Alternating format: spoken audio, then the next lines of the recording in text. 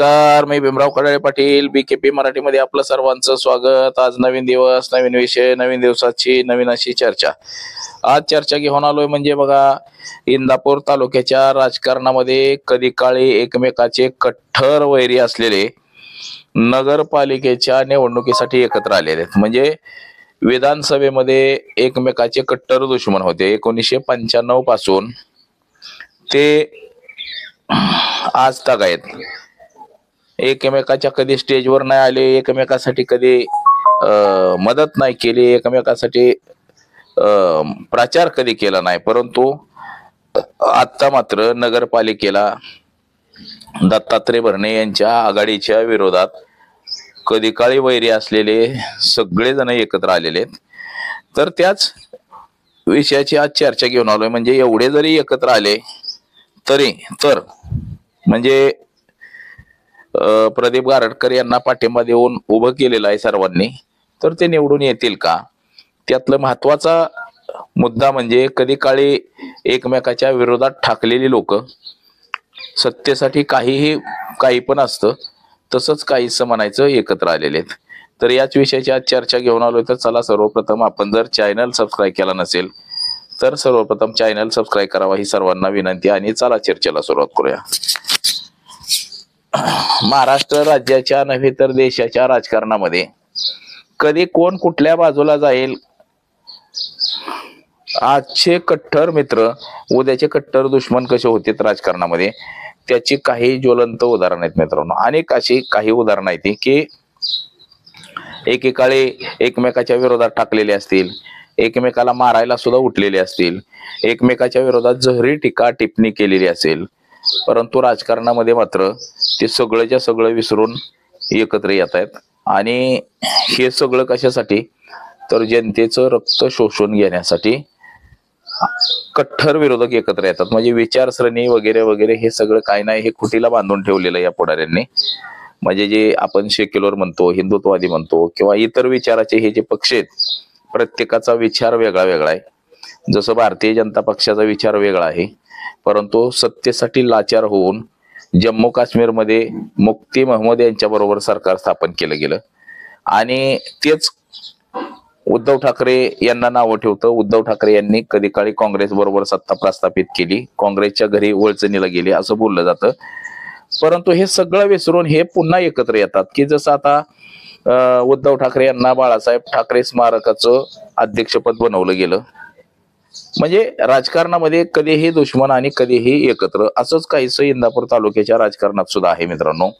1995 साली प्रदीप गारटकर यांनी भारतीय जनता पक्ष, शिवसेना आणि पतित पावन संघटनेच्या माध्यमातून पहिल्यांदा विधानसभेची निवडणूक लढवली होती. त्या अगोदर ते 1992 इंदापूर नगरपालिकेमध्ये पतित पावन संघटनेच्या माध्यमातून नगराध्यक्ष बनले होते. अख्खी बॉडी त्यांनी निवडून आणली होती, सगळे नगरसेवक इंदापूरचे निवडून आणले होते. सलग 15 वर्षे त्यांनी सत्ता आपल्या ताब्यामध्ये ठेवली होती आणि ती पतित पावन संघटनेच्या माध्यमातून. त्यानंतर त्यांनी 1995लाच, म्हणजे ज्यावेळेस नगराध्यक्ष झाले 92ला, 95ला जी विधानसभेची निवडणूक लागली, शिवसेना भाजप विरुद्ध काँग्रेस अशी निवडणूक होती. आणि त्या कार्यकाळामध्ये त्यांनी इंदापूर विधानसभेची निवडणूक लढवली होती. त्यावेळेस ती निवडणूक तिरंगी झाली होती. हर्षवर्धन पाटील, गणपतराव पाटील आणि प्रदीप गारटकर यांना 2 नंबर क्रमांकाची मतं मिळाली होती. म्हणजे अवघ्या थोड्याफार मतांनी त्यांचा पराभव झाला होता. त्यानंतर मात्र हर्षवर्धन पाटील याला पुढच्या निवडणुकीला, म्हणजे 95 ते 1999 मध्ये 4.5 वर्षात निवडणूक लागली होती. 99 मध्ये मात्र हर्षवर्धन पाटील यांना शिवसेना भाजपचा पाठिंबा होता आणि गारटकर हे अपक्ष उभं राहिले होते एसटीचं चिन्ह घेऊन. तेव्हा देखील त्यांना जवळपास 30,000च्या वरती मतं मिळाली होती. त्यानंतर मात्र तिसरी निवडणूक हे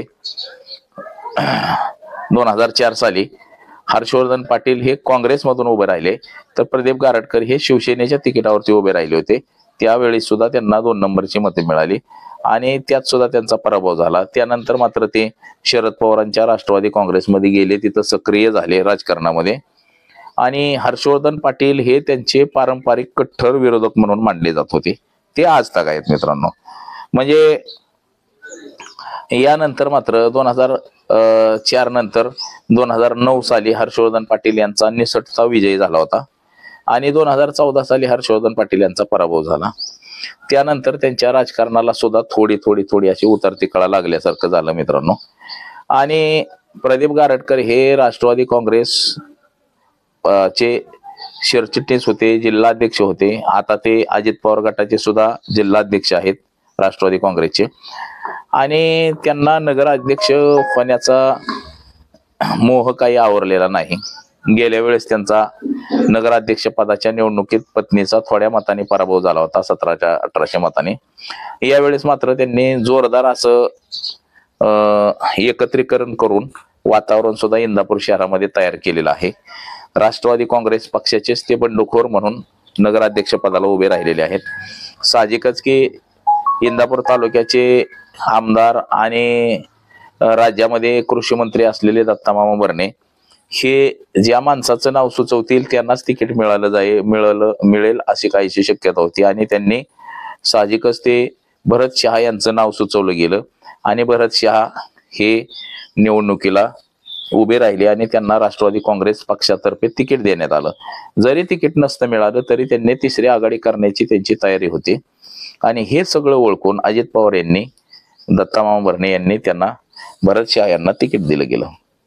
आता प्रदीप गारटकर यांची इच्छा होती की तिकीट मिळावं, परंतु प्रदीप गारटकर यांनी मग हर्षवर्धन पाटील असतील, प्रवीण माने असतील यांना सोबत घेऊन यांच्या पाठिंब्यावरती मात्र इंदापूर नगरपालिकेची निवडणूक लढवायचं ठरवलं. आणि तशा पद्धतीनं तो पॅनल सुद्धा केला गेला. आणि कधी काळी एकमेकाचे विरोधक असलेले, कट्टर वैरी असलेले मात्र या निवडणुकीमध्ये आपल्याला एकत्र आलेलं दिसतं.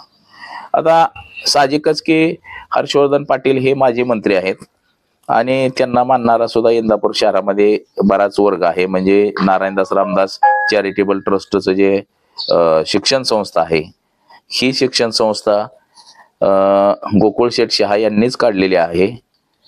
परंतु शंकरराव बाजीराव पाटील हे याच्यावरती सातत्याने चेअरमन राहिले. आणि त्यानंतरच्या कार्यकाळानंतर, भाऊच्या निधनानंतर या ठिकाणी जे भरत शहा किंवा मुकुंद शहा यांचा जो वारसा चालत होता, त्यांना सचिव म्हणून नेमलेलं होतं, ते सगळा कार्यभार पाहत होते. भाऊंच्या निधनानंतर मात्र हर्षवर्धन पाटील यांनी त्यांचे हळूहळू प्रस्थ संस्थेमधलं कमी केलं आणि त्यांना काढून टाकल्याने झालं. तर त्याचा राग मनात धरून त्यांनी हर्षवर्धन पाटलांची साथ सोडली भरत शहा यांनी. आणि या भरत शेठ शहानी आपली साथ सोडलेली आहे. म्हणजे गेल्या वेळेस भरत शहा हे हर्षवर्धन पाटील यांच्या बाजूने निवडून आले होते, नगराध्यक्ष झाले होते त्यांची पत्नी. तर आता मात्र भरत शहा यांना सुद्धा धडा शिकवायचा असं काहीच चंग हर्षवर्धन पाटील यांनी बांधलेला आहे. आणि जी विधानसभेची निवडणूक झाली 2024ची, यामध्ये प्रदीप गारटकर यांनी दत्तात्रय भरणे यांचं काम केलं होतं असं काहीच बोललं जात होतं. केलं म्हणजे ते राष्ट्रवादी पक्षाचे जिल्हाध्यक्ष होते. आणि ही निवडणूक मात्र तिरंगी झाली होती. दत्तात्रय भरणे विरुद्ध हर्षवर्धन पाटील विरुद्ध प्रवीण माने अशी काहीशी लढत झाली होती. प्रवीण माने यांनी अपक्ष निवडणूक लढवून 40,000चं मताधिक्य घेतलेलं होतं. आता दत्तामामा भरणे यांचं जे राजकारणामधलं वाढलेलं प्रस्थ, म्हणजे 1995 साली हर्षवर्धन पाटील यांचं 95 नंतर जे इंदापूर शहरामध्ये आणि तालुक्यामध्ये जे प्रस्थ वाढलं होतं, म्हणजे हर्षवर्धन पाटील यांच्या विरोधात सगळे पक्ष एकत्र येऊन निवडणूक लढायचे तरी सुद्धा त्यांचा पराभव होत होता.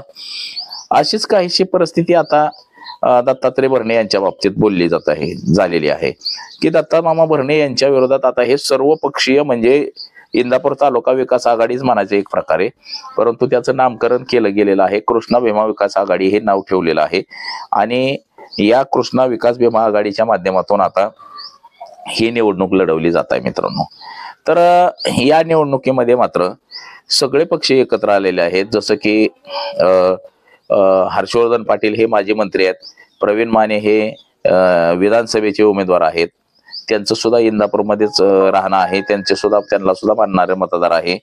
त्याचबरोबर राष्ट्रीय समाज पक्ष जो आहे महादेवराव जानकर यांचा, हे सुद्धा त्या आघाडीतच आहेत, त्यांना सुद्धा एक जागा दिली गेलेली आहे. काल महादेवराव जानकर यांनी इंदापूर शहरामध्ये प्रचार देखील केला, गारटकरांना मतदान द्या असं देखील सांगितलं गेलं आणि काल झंझावती असा प्रचार त्यांचा देखील झाला.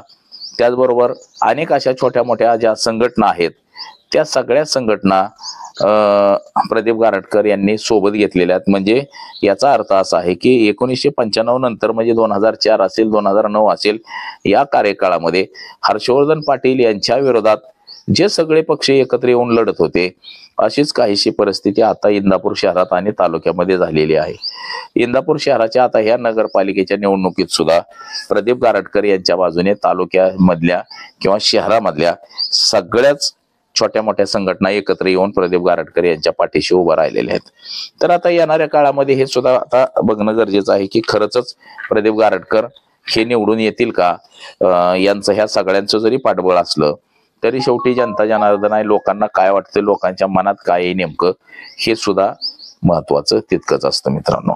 तर आता भरत शहा यांनी गेले 5 वर्षे त्यांच्या घराण्याकडेच नगराध्यक्षपद होतं आणि प्रदीप गारटकर यांनी सुद्धा 15 वर्ष इंदापूर नगरपालिकेची सत्ता आपल्या ताब्यात ठेवलेली आहे. प्रदीप गारटकर यांच्या कार्यकाळामध्येच बरेच गाळे म्हणजे पूर्वी इंदापूर नगरपालिकेचा एकही गाळा नव्हता, परंतु प्रदीप गारटकर हे नगराध्यक्ष झाल्यापासून त्यांनी बरेच गाळे इंदापूर शहरामध्ये बांधले होते. तसंच त्यानंतर रत्नाकर मकरे हे नगराध्यक्ष झाल्यावरती महात्मा फुलेंचा पुतळा असेल, डॉक्टर बाबासाहेब आंबेडकरांचा पुतळा असेल, शिवाजी महाराजांचा पुतळा असेल, हे देखील त्यांच्या कार्यकाळामध्ये बांधलं गेलं होतं.